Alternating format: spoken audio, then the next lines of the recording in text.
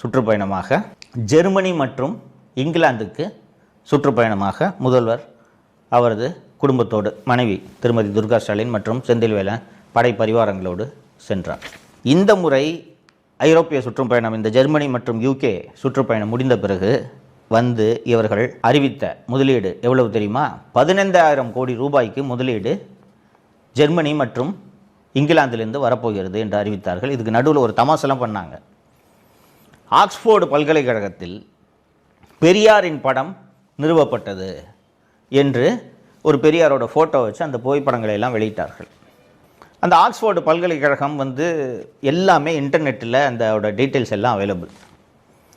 Oxford பல்கலைக்கழகத்துக்கு உள்ளேயே பல்வேறு கல்லூரிகள் இருக்கின்றன. அந்த பல்வேறு கல்லூரிகளுக்கென்று அரங்கங்கள் தனியாக இருக்கின்றன. ஒரு ஹால் இருக்குன்னு வச்சுக்கோங்களேன். அந்த அரங்கங்களில் உலகில் எந்த அமைப்பை சேர்ந்தவர்கள் வேண்டுமென்றாலும் அந்த அரங்கத்தை வாடகைக்கு எடுத்து லெக்சர் நடத்தலாம். ஃபார் எக்ஸாம்பிள், நீங்கள் ஜெனட்டிக் சயின்ஸில் ஒரு புதிய தியரியை நீங்கள் கண்டுபிடிச்சிருக்கக்கூடிய ஒரு விஞ்ஞானின்னு வச்சுக்கோங்களேன்.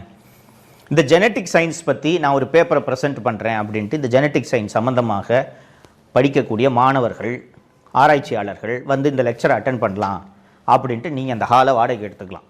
சரிங்களா? அப்போது அந்த ஆக்ஸ்போர்டு பல்கலைக்கழகத்திலேயே ஜெனட்டிக் சயின்ஸ் பற்றி படிக்கக்கூடிய மாணவர்கள் உங்களோட லெக்சரை, நீங்கள் முக்கியமான ஆளாக இருந்தீங்கன்னா வந்து அந்த லெக்சரை அட்டென்ட் பண்ணுவாங்க. சில லெக்சர்ஸ்க்கெல்லாம் டிக்கெட் கொடுத்து வாங்கணும். ஓகேங்களா? இது போல் ஆக்ஸ்போர்டை எடுத்து ஒரு சாதாரண ஸ்டாண்ட் இருக்கும் தெரியுமா, புகைப்படங்கள்லாம் வைக்கிற மாதிரி, இறந்து போனவங்களுக்கெல்லாம் அஞ்சலி செலுத்துறதுக்கு ஒரு புகைப்படம், ஒரு ட்ரைபாடு மாதிரி வச்சு அதில் ஒரு ஃபோட்டோ வைப்பாங்கல்ல, இது மாதிரி 1500 ரூபாய்க்கு ஒரு பெரியார் ஃபோட்டோவை வாங்கி அந்த ஹாலை வாடகைக்கு எடுத்து அங்கே போய் இவரை கோட்டு சூட்டு போட்டுக்கிட்டு பேசுகிற மாதிரி ஒரு பேச வச்சு அதில் ஒரு ஃபோட்டோ வச்சு ஆக்ஸ்போர்டு பல்கலைக்கழகத்தில் பெரியார் படத்தை முதல்வர் நிறுவினார் என்று இதற்கு ஒரு பொய்யை சொன்னார்கள்.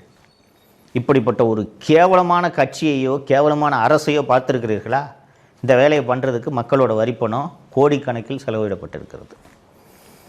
நான் இந்த 5 வருஷமாக இவர்கள் போன இந்த டூரோட பட்டியல் எல்லாம் நான் ரெகுலராக இப்போ படித்தேன், பார்த்துருப்பீங்க. மக்களே, இந்தியாவில் எல்லா மாநிலங்களுக்கும் வெளிநாடுகளிலிருந்து முதலீடு வருகிறது. ஆந்திராவை உதாரணமாக சொன்னேன். எந்த மாநிலத்தோட முதல்வராவது அந்தந்த நாட்டுக்கு போய் முதலீடு வேணும்ன்ட்டு கேட்குறாங்களா? கேள்விப்பட்டிருக்கீங்களா? ஒரு மாநிலத்தில் முதலீட்டுக்கான சூழல் நன்றாக இருந்தால் தானாக முதலீடுகள் வரப்போகிறது. நீங்கள் அங்கே போய் நேரடியாக போய் முதலீடுகள் வேணும்னு அழைக்கணும்.